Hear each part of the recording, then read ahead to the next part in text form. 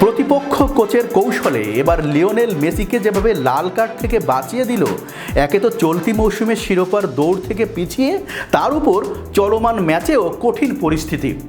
উত্তেজনায় ঠাসা এক ম্যাচে প্রতিপক্ষ ফুটবলার ও রেফারির উপর চড়াও হয়েছিলেন ইন্টার মায়ামির আর্জেন্টাইন মহাতারকা লিওনেল মেসি। রেফারির উপর বরাবর ক্ষোভ প্রকাশ করেই ক্ষান্ত হলেন না। ম্যাচ শেষে কর্মরোদনের সময়ও রীতিমতো রেগে ফুটছিলেন, যে কারণে লাল কার্ডও পেতে পারতেন মেসি। সেই যাত্রায় তাকে বাঁচিয়ে দিয়েছেন প্রতিপক্ষ দলের কোচ।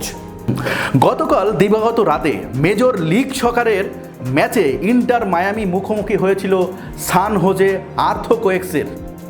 রোমাঞ্চকর এই ম্যাচে মেসি কোনো গোল পাননি, সেভাবে ছন্দময় দেখাও যায়নি তাকে। বরাবর মেজাজ হারিয়েছিলেন মাঠে। এছাড়া ৩-৩ সমতা নিয়ে পয়েন্ট ভাগাভাগি করতে হয় মায়ামিকে, যা এলএলএসের পয়েন্টে টেবিলে তাদের আরও নিচে নামিয়ে দিয়েছে।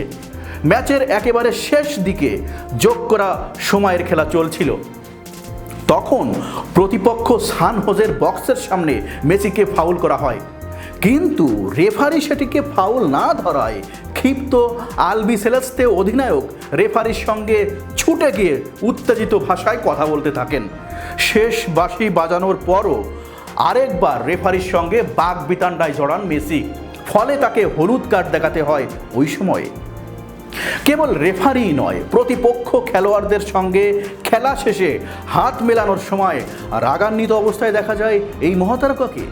দুই দলের খেলোয়াড় ও অফিসিয়ালদের সঙ্গে কর্মরোদনের সময়ও মেসি রাগে ফুঁসছিলেন।